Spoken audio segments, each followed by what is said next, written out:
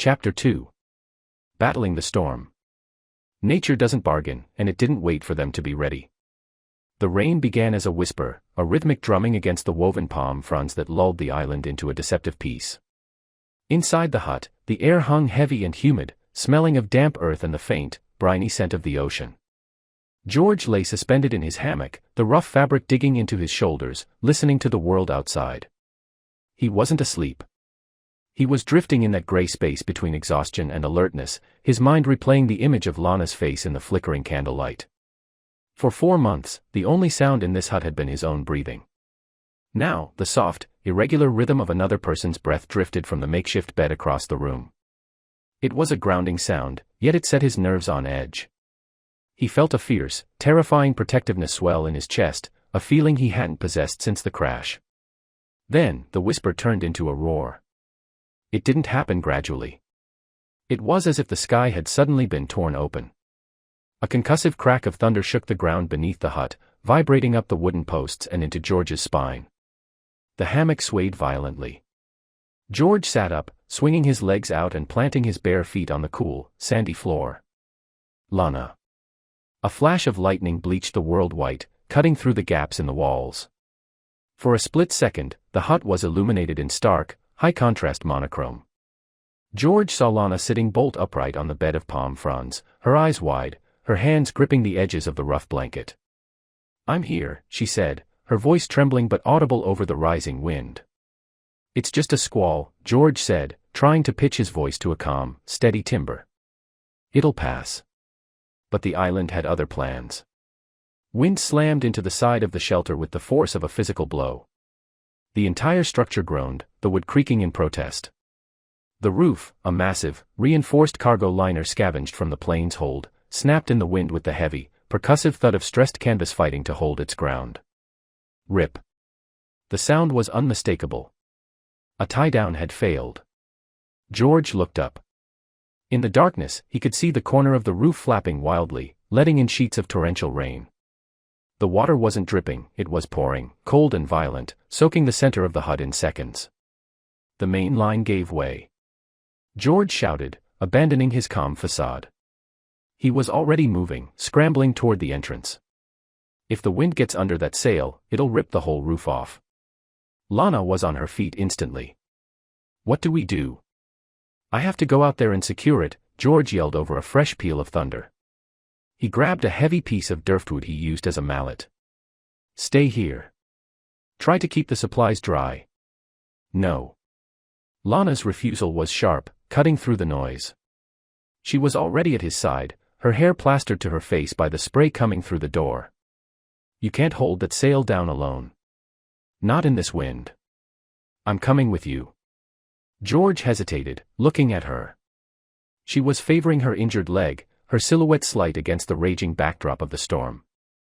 His instinct was to push her back, to wrap her in the driest thing he could find and tell her to wait. But the roof gave another sickening lurch, the canvas billowing up like a parachute. If they lost the roof, they lost everything. "Okay," said George, adrenaline flooding his system. "Stay low. Watch your footing. The mud is going to be like ice." They stepped out into the chaos. The description, storm, felt inadequate. It was an assault. The wind didn't just blow, it shoved. It screamed through the palm trees, bending them until their fronds lashed the ground. The rain was horizontal, stinging George's skin like 1,000 tiny needles. It was instantly freezing, sucking the warmth from his body within seconds. "Over there." George pointed toward the northeast corner of the hut, where the tarp was thrashing against the sky. They fought their way through the mud. The ground had turned into a slurry that swallowed their feet up to the ankles. George slipped, his knee slamming into a root, but the jolt of pain barely registered, all he could think of was her. Every time she stumbled, a fresh wave of guilt hollowed him out. He hated that she was forced into this struggle, dragging her injured leg through the muck when she should have been safe, resting in the dry dark of the cave. He wanted nothing more than to shield her, to be the one to endure the storm's fury so she wouldn't have to, yet here she was, putting herself at risk because of him. He reached the corner post just as a gust caught the canvas, yanking it upward with terrifying power. "Darn it," he roared, the curse tearing from his throat not at the wind, but at his own helplessness, at the crushing irony of dragging her into the storm just to keep the roof over her head. He lunged to catch the frayed rope dangling from the grommet, the coarse hemp burning his palms as the wind tried to tear it from his grip. "Lana. I need you to pull, please." Lana lunged forward, her hands closing over the rope just below his. Together, they threw their weight backward, heels digging into the sludge. 1, 2, pull. George counted down. They hauled back. The canvas fought them, snapping and bucking like a living thing. For a terrifying moment, George thought the wind was stronger than both of them. He felt his boots sliding, the mud offering no purchase. He looked at Lana. Her teeth were bared, her face a mask of sheer exertion, muscles in her arms corded tight. She wasn't just helping, she was anchoring him. "Got it." Lana gasped as they managed to drag the grommet down to the level of the stake. "Hold it there." George shouted. "Don't let up." He let go with one hand, fumbling in the darkness for the mallet and the backup stake he kept in his pocket.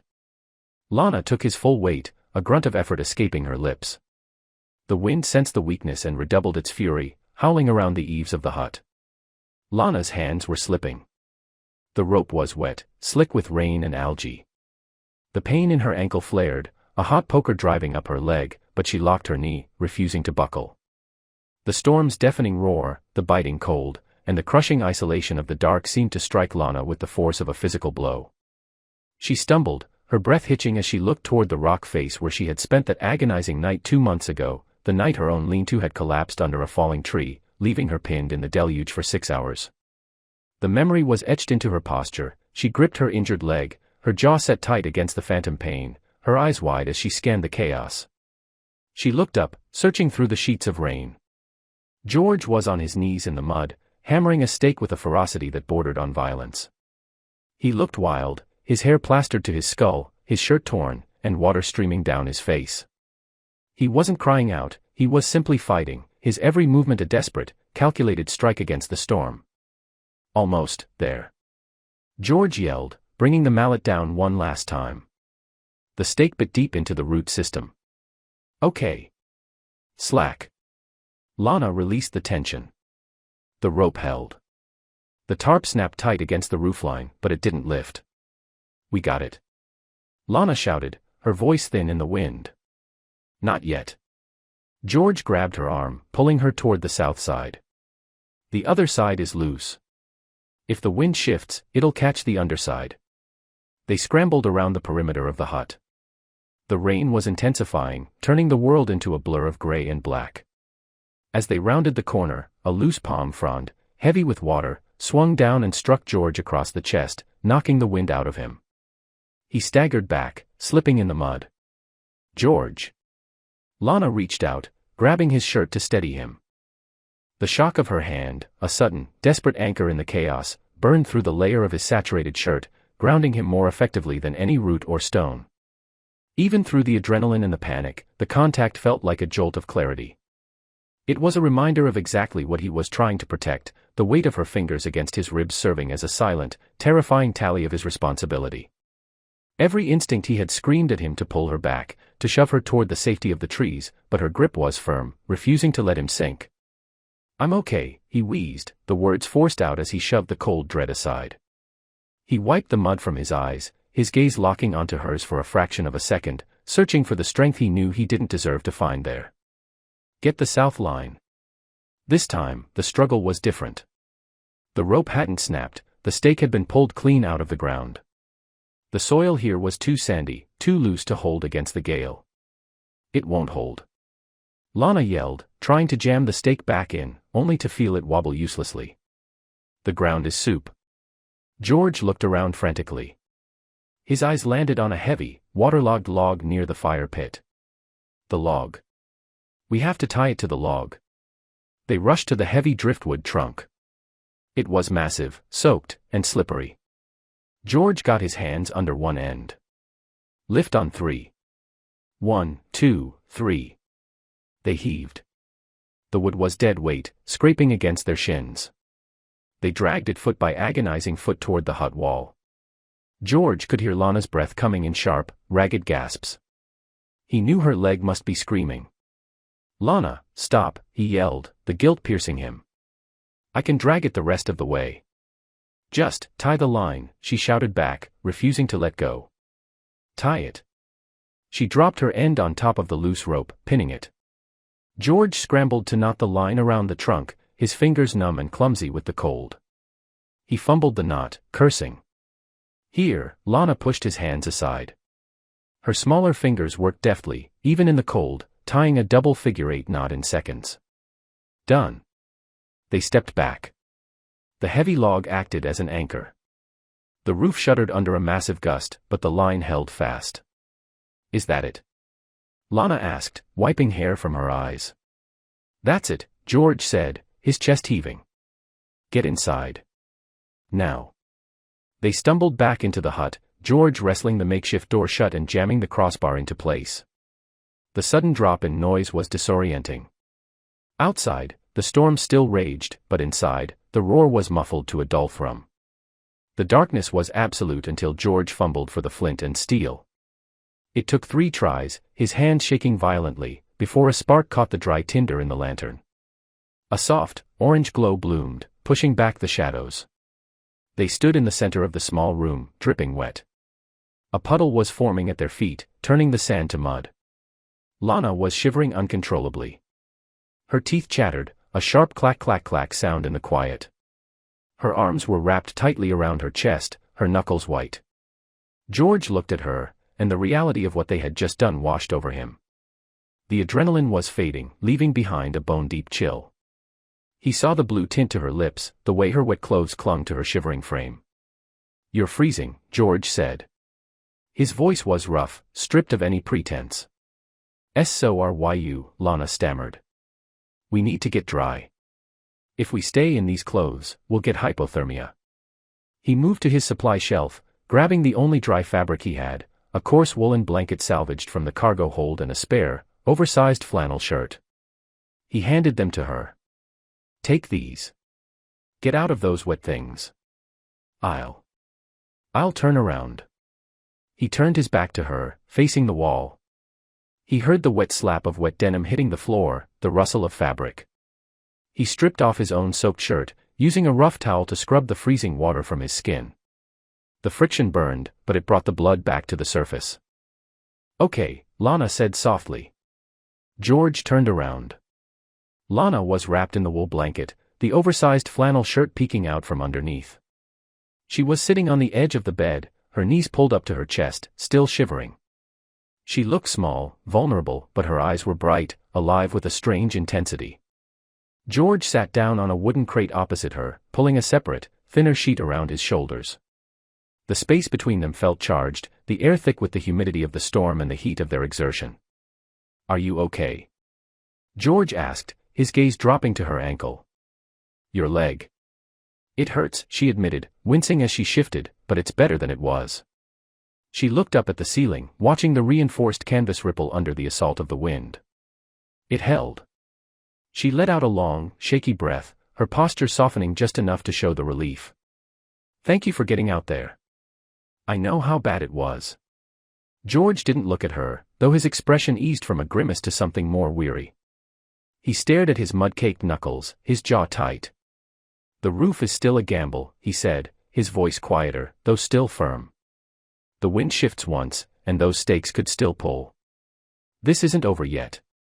He turned toward the back of the hut, where a small, elevated nook had miraculously stayed dry against the storm.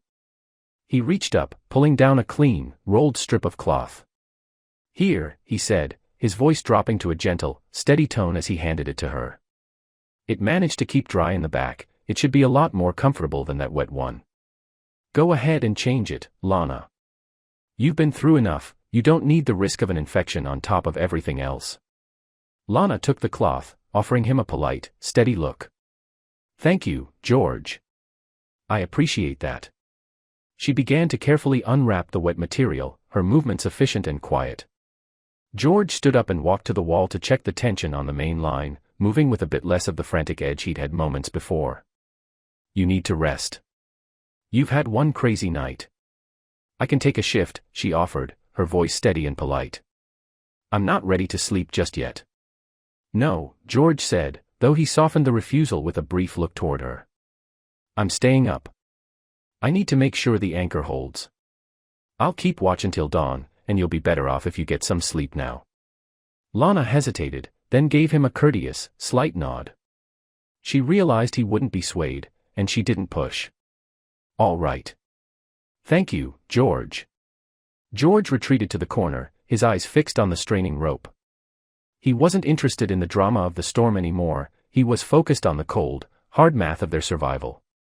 He watched the roof and the seams, calculating how many more gusts the structure could take, determined to keep her safe even if he had to stay awake through the night to do it.